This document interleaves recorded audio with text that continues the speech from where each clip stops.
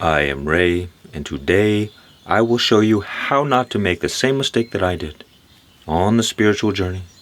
That is, trying too hard.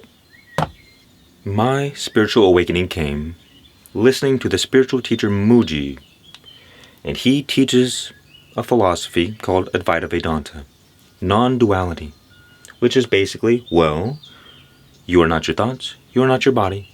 You are the unchanging awareness behind all of your experiences.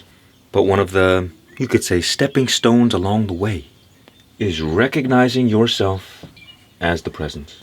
We're going to zoom in just a little bit, so let me know if the glare on this whiteboard is disturbing to you. You can see everything.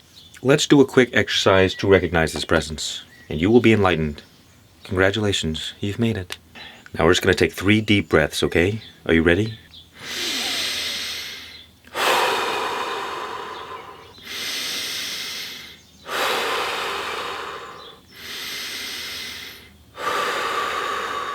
Now on the next inhale, I want you to hold your breath. Now focus your awareness inward towards your body, and you will feel a subtle radiance. It can be very subtle or it can be very strong. There's also an inner spaciousness. So when you hold your breath and you put your awareness inward towards your body, you will experience an inner spaciousness, and within that space there is a presence. And that presence is your radiance. So we spend our life living like a person. Yes, I am a person. I am a man or a woman, or both. I am a spiritual teacher, a guru. We have like a million different strong identities of who we believe we are. We believe ourselves to be a person, but sorry to say, it's not true. Your whole life has been a lie. Okay, goodbye. No, but seriously, your whole life has been a lie. You are not a person. You are presence. The I am. This is your true nature. And guess what? It's the divine essence of God. Eternal, infinite. Congratulations. You have now realized your true nature. Maybe.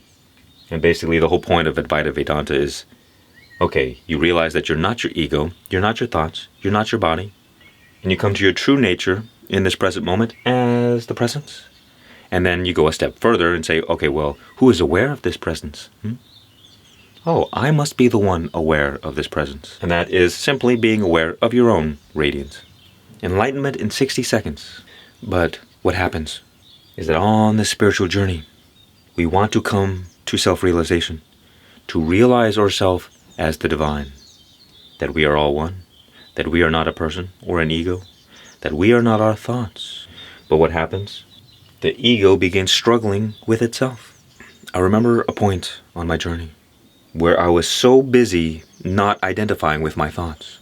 No, I can't have any thoughts. Thoughts are bad. So I have to observe them. I am the silent awareness behind all my experiences. You could say I was busy trying to be enlightened, trying too hard to achieve a spiritual goal. And this is a great trap on the spiritual journey, because we feel like we have to try really hard to achieve an outcome. But as it is said, enlightenment is the ego's greatest disappointment, because the one who wants enlightenment is the same one getting in the way.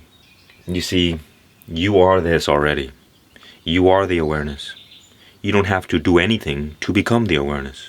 You could say the harder you have to try, the further you stray from the truth.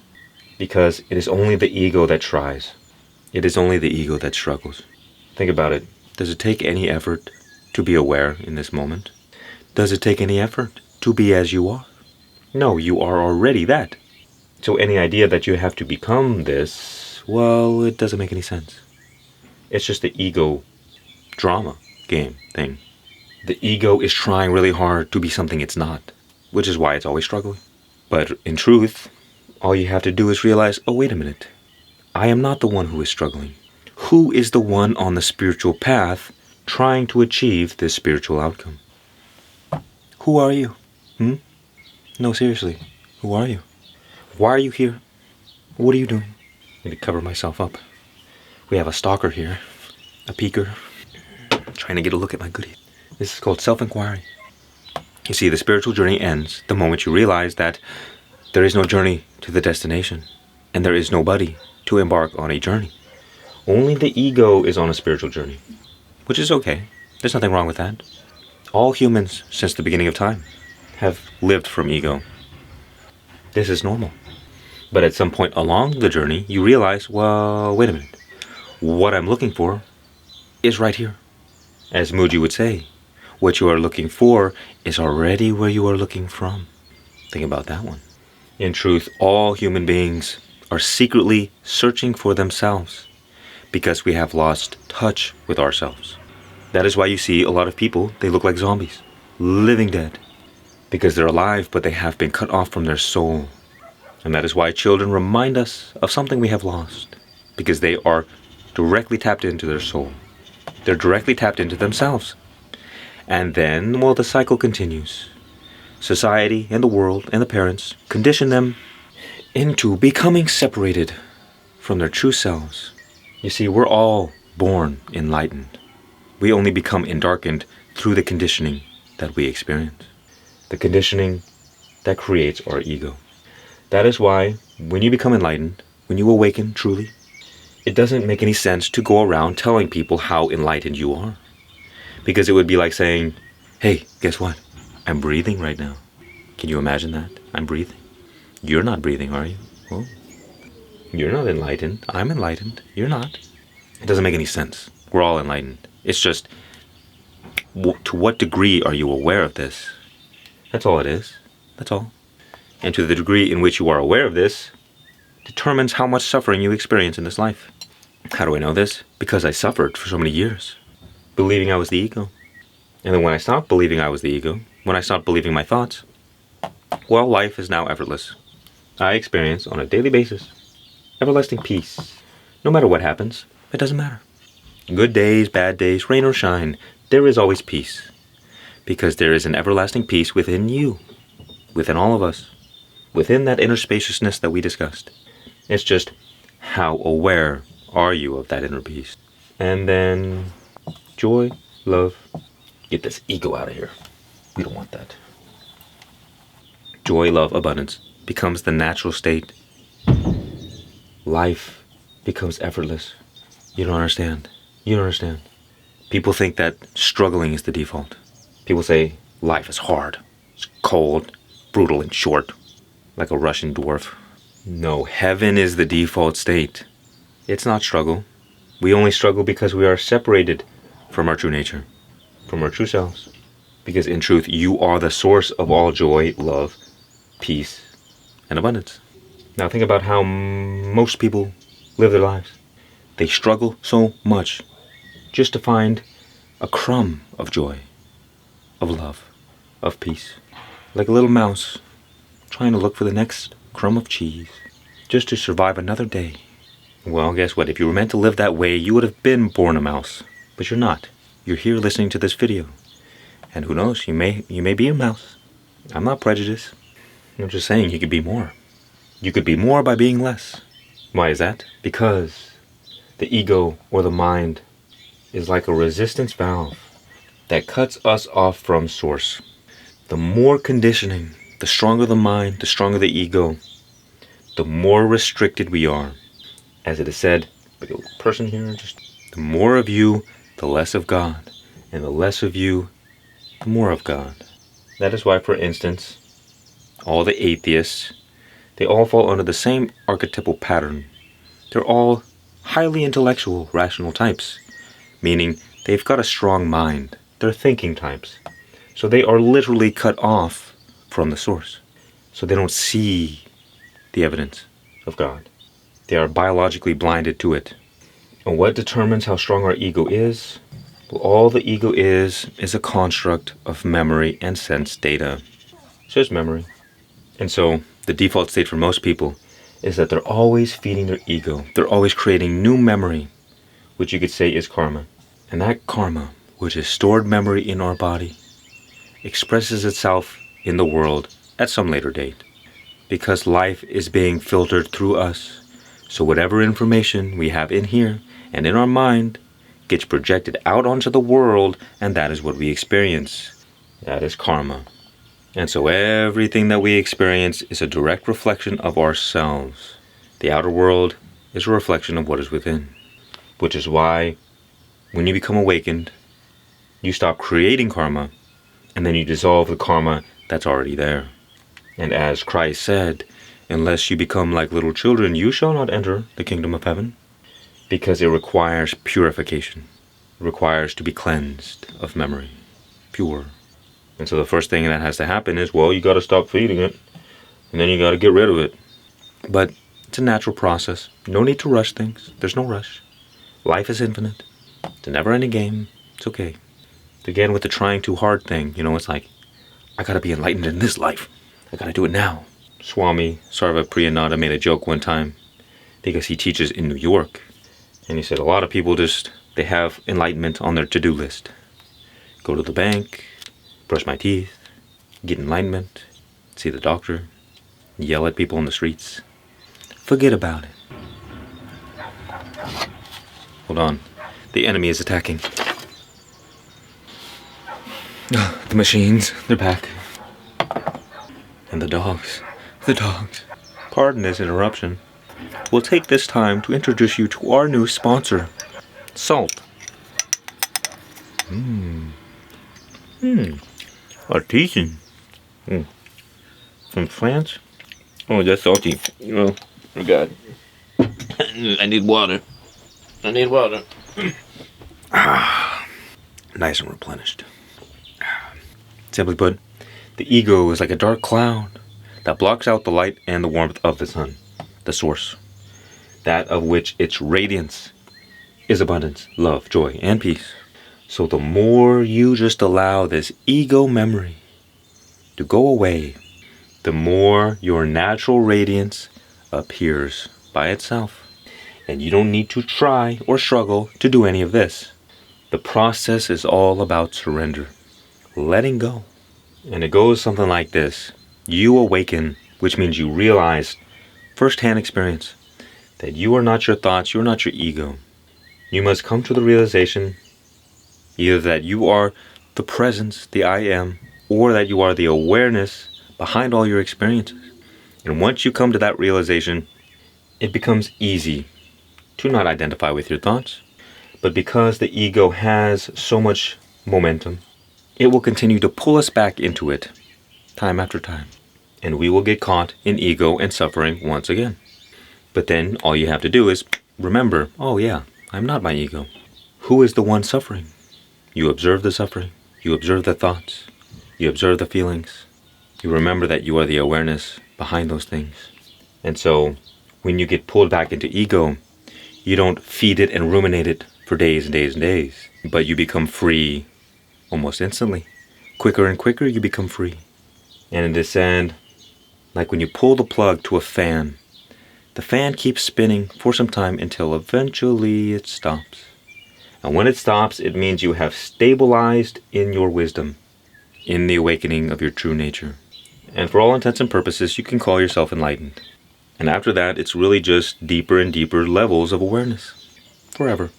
Deeper and deeper joy, love, and abundance, and peace. And because the ego has been feeding on our energy for all this time, once we take our energy away, we take away the fuel source, and the ego cannot survive. And so, well, another mistake is that we think that we have to kill the ego. We have to destroy it.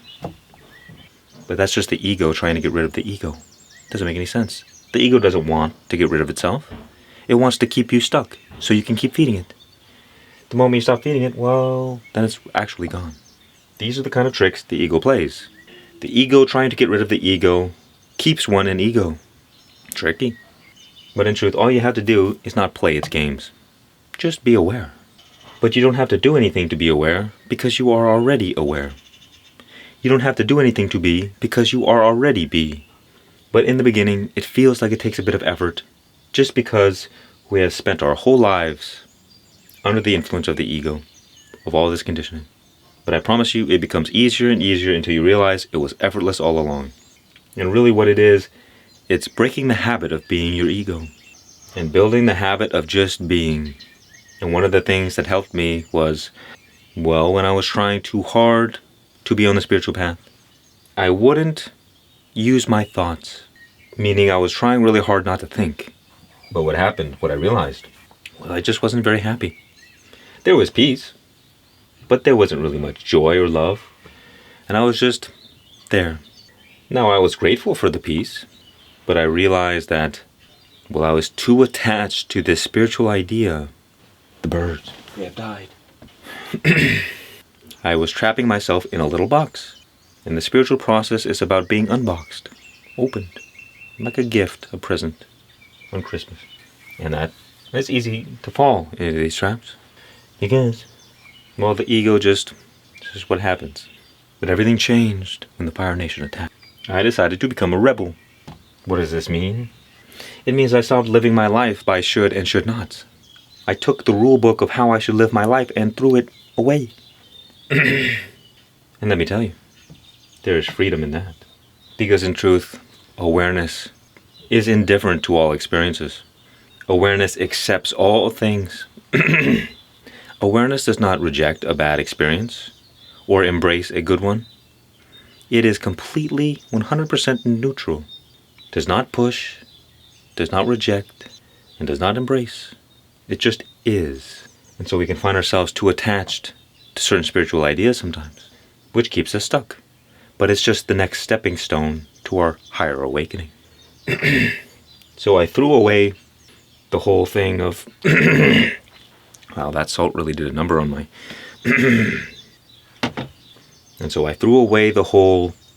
I have to quiet my mind. I have to get rid of my thoughts. I can't entertain my thoughts because that means I'm in ego.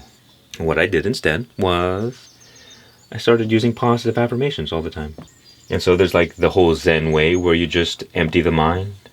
Complete peace, complete stillness, nothingness. But then there's this way, which instead of nothingness, you fill it with good things, nice things. This is where you find great peace. But I find that this is where you find love and joy. You think more loving thoughts. You send and give blessings to others. You cultivate love through your thoughts, through your mind. And this was never possible when I was so busy trying not to be the mind. Eventually I realized, well, who cares? Why am I trying so hard to do this? What is going on here?